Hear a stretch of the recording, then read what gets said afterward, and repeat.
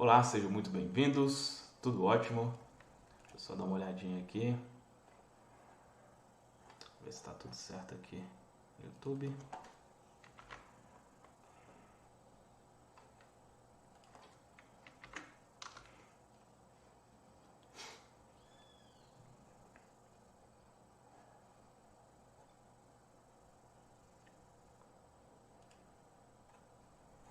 Muito bem, tudo certo aqui, transmitindo YouTube, transmitindo Instagram. Muito bom estar aqui com vocês. Vamos continuar aqui a nossa conversa dentro do livro Poder do Subconsciente. Se você, especialmente quem vai chegando no Instagram, no YouTube a pessoa consegue ver pela capa do vídeo, consegue ver do que se trata. No Instagram, não, né? Você entra na live muitas vezes sem saber do que se trata. A gente está fazendo um estudo completo do livro Poder do Subconsciente, nesses últimos 12 dias, né? Hoje nós entramos aí no capítulo 13, então um capítulo por dia a gente está considerando aqui do livro, beleza? Você que está no YouTube já sabe o que está acontecendo, a capa do vídeo já facilita aí você a identificar, certo?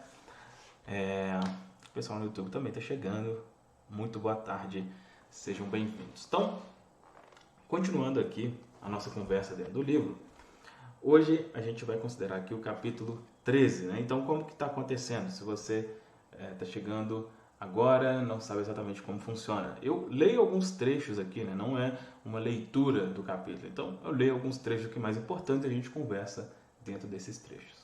Beleza? Então, o capítulo 13, ele tem o título O Subconsciente e as Maravilhas do Sono. O Subconsciente e as Maravilhas do Sono. Esse é o título desse capítulo. Beleza? Então, vamos lá. Começando aqui no começo, no começo do capítulo mesmo, vou ler um trechinho aqui e já tem uma parte aqui que já foi falada antes, mas é muito importante frisar, é muito importante você entender isso daqui, olha. Dormimos mais ou menos 8 em cada 24 horas, ou 1/3 de toda a nossa vida. Essa é uma das leis inexoráveis da vida. O sono é uma lei divina e muitas soluções nos ocorrem quando dormimos profundamente. Muitas pessoas defendem a teoria de que ficamos cansados durante o dia, dormimos para dar descanso ao corpo e que um processo de separação ocorre quando dormimos. Há nisso um grande mal-entendido. Coisa alguma descansa durante o sono. O coração, os pulmões, todos os órgãos vitais funcionam enquanto dormimos. Se nos alimentamos antes de dormir, o alimento é digerido e assimilado. A pele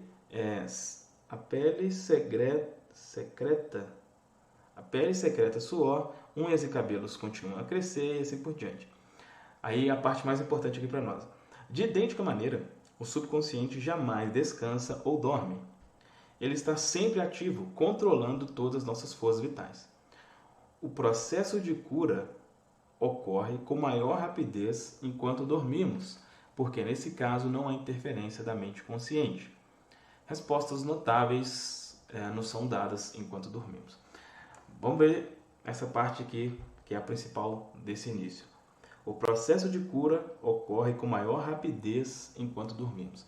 Sempre aqui no livro, gente, sempre quando fala sobre processo de cura, não está falando somente de cura física, tá?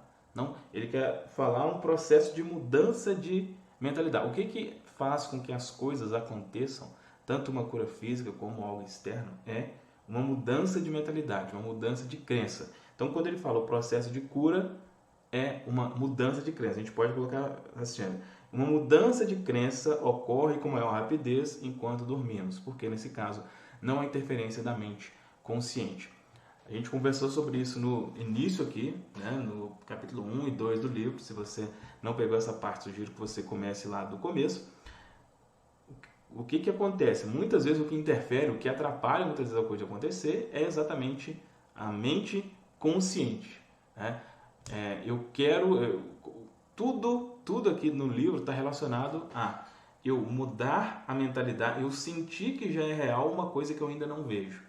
Mas muitas vezes a mente consciente atrapalha isso. Como que eu posso resolver isso? Usando técnicas que já foram passadas aqui anteriormente, antes de dormir. Porque quando você está dormindo, o seu consciente não está funcionando. Beleza? Vamos pular aqui um subtítulo, um outro, prece, né? Prece, uma forma de sono. Durante o dia, a mente consciente enfrenta aborrecimentos, conflitos e discórdias e precisa poder abstrair-se periodicamente da prova sensorial e do mundo objetivo e comungar com a sabedoria interior da mente subconsciente. Pedindo orientação, poder e maior inteligência em todos os aspectos da vida, você poderá superar todas as dificuldades e resolver seus problemas diários. Essa abstração regular da prova dos sentidos e do ruído e da confusão da vida no dia a dia é também uma forma de sono. Isso é, você adormece para o mundo dos sentidos e acorda para a sabedoria e o poder da mente subconsciente. Então, o que quer dizer? Quando fala que a prece é como se fosse uma meditação, né? Quando você está dormindo, ótimo. Um outro estado que é excelente para ocorrer essa mudança é quando você está em estado aqui de prece ou estado de relaxamento, né? Então, quando ele fala, né, é preciso se abstrair periodicamente da prova sensorial, né? Ou seja, é preciso você deixar esse mundo dos sentidos, né?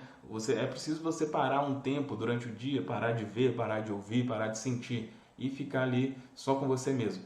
Esse momento, né, um momento de meditação, é também um momento onde, se você nesse estado, antes, né, de entrar no estado assim, você usa de afirmações ou afirmações ou outras técnicas que a gente conversa aqui, o que vai acontecer, né? O processo de mudança de mentalidade vai acontecer mais naturalmente. Beleza? Aí cita algumas coisas aqui de efeitos da privação de sono, né? Então, como que a falta de sono atrapalhou algumas pessoas, tal. Mas, continuando aqui nos pontos que são mais interessantes para nós. O sono traz conselhos. Deixa eu só ver até onde que eu marquei essa parte aqui.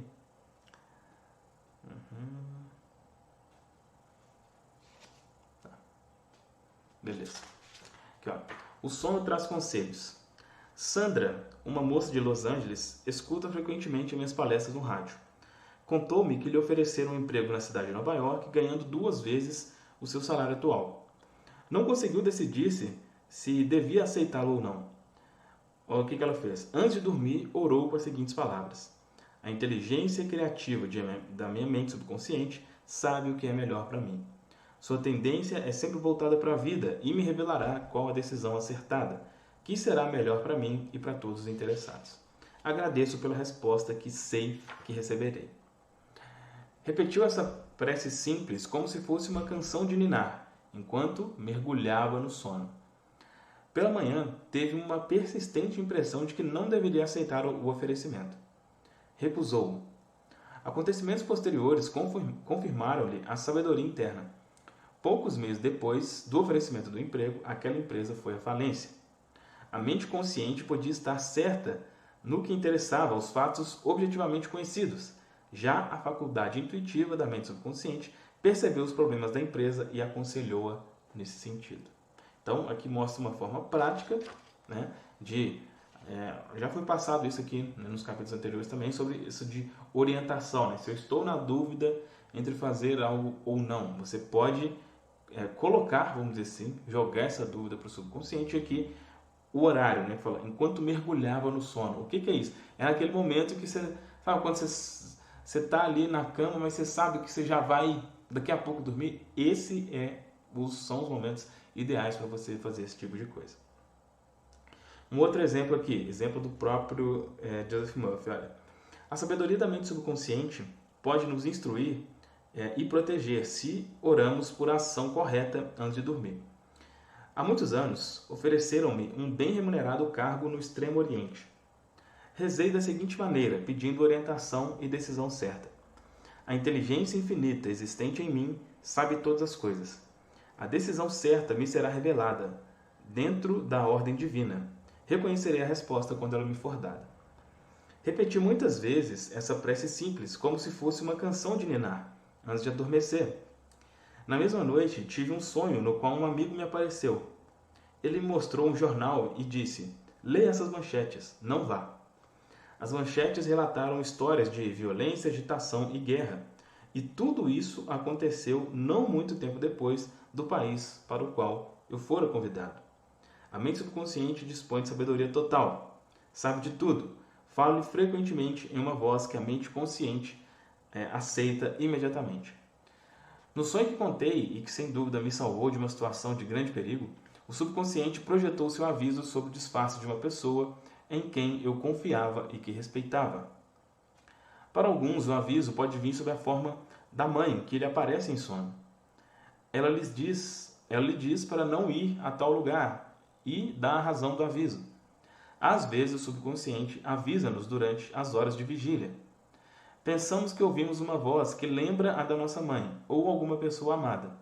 Paramos e nos viramos, procurando-a. Mais tarde descobrimos que se tivéssemos prosseguido no caminho que víamos percorrendo, poderíamos ter sido atingidos na cabeça pela queda de um objeto. Então, aqui um exemplo. Então, ele mostra aqui como que na prática, ele também, uma situação similar, né, a do primeiro exemplo aqui, tinha uma dúvida relacionada a alguma coisa, colocou aquilo para o subconsciente antes de dormir e a resposta foi dada. Você vai ver, né? Se você está acompanhando aqui desde o começo, a resposta sempre é dada, mas muitas vezes, né, igual aqui, foi através de um sonho de uma pessoa que ele confiava falando algo e, enfim, isso pode acontecer de várias maneiras, tá certo? Agora tem um trecho aqui, gente, que eu separei para mostrar que, assim, mostra como que a relação que realmente tem o pensamento coletivo com determinadas situações. Olha só. Eu vou ler só um trecho desse parágrafo aqui. Olha.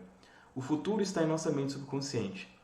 Lembre-se de que uma vez que o futuro será analisado, será resultado, né? O futuro será resultado de nossos pensamentos habituais, ele já está em nossa mente, a menos que os mudemos por meio das orações.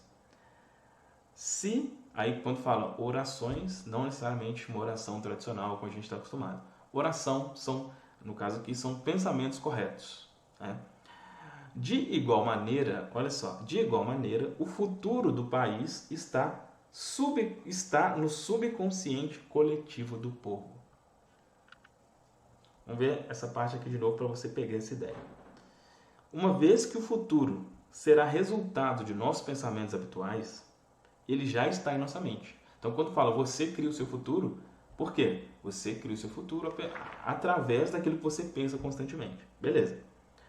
De igual maneira, o futuro do país está no subconsciente coletivo do povo. Ou o futuro do mundo está no subconsciente coletivo do povo.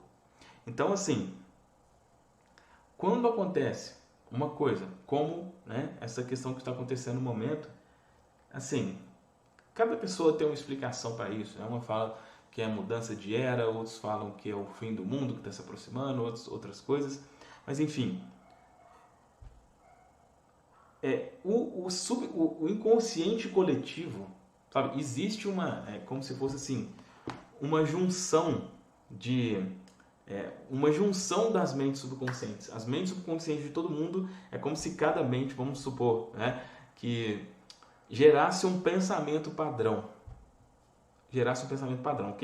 Exemplo, isso assim é só para a forma de você entender o conceito mesmo, tá? Não que isso realmente aconteça assim. Mas vamos imaginar, o mundo acho que tem 8 bilhões de pessoas, né?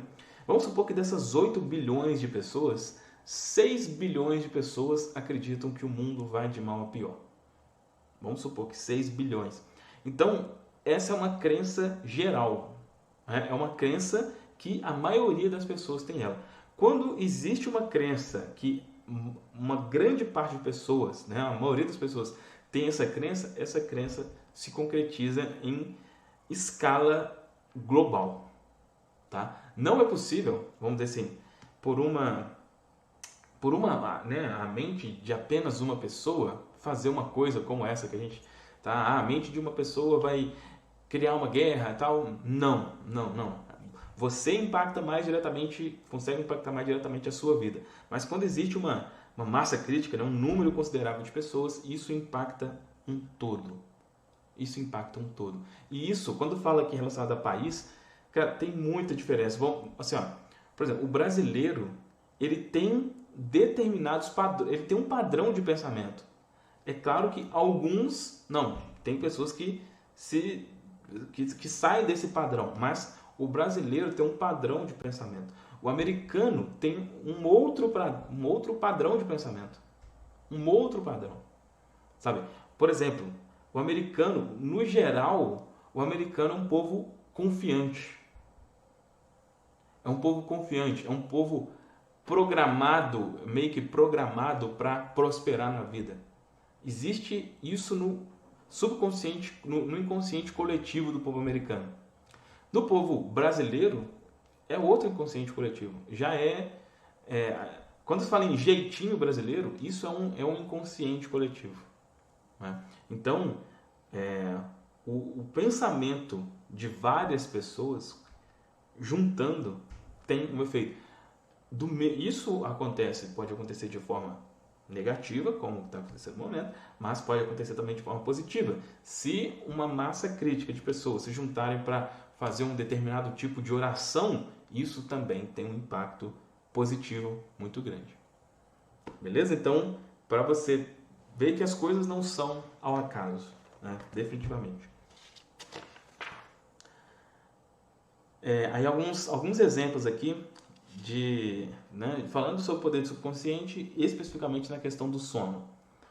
Com um cochilo ganhou $15 mil. Olha só, o livro às vezes ele tem realmente umas chamadas assim bem persuasivas, né? Há alguns anos, um aluno meu enviou-me um recorte de jornal relatando sobre um indivíduo chamado Ray alguma coisa, que trabalhava como laminador em uma siderúrgica em Pittsburgh. A usina havia instalado recentemente uma nova máquina que controlava o fornecimento de barras de ferro recém-forjadas a uma instalação denominada camas de esfriamento. Mas, a despeito dos melhores esforços dos mecânicos, não se conseguiu que a máquina funcionasse devidamente. Engenheiros trabalhavam no problema durante vários dias, sem resultado. Esse rapaz, o Ray, refletiu bastante sobre o problema. Tentou imaginar um novo projeto que funcionasse. Nada lhe ocorreu. Certa tarde, deitou-se para tirar um cochilo. Caiu no sono ainda pensando no problema da manobra da fornada para a cama de esfriamento. Durante o cochilo, teve um sonho no qual viu o desenho perfeito para a chave defeituosa.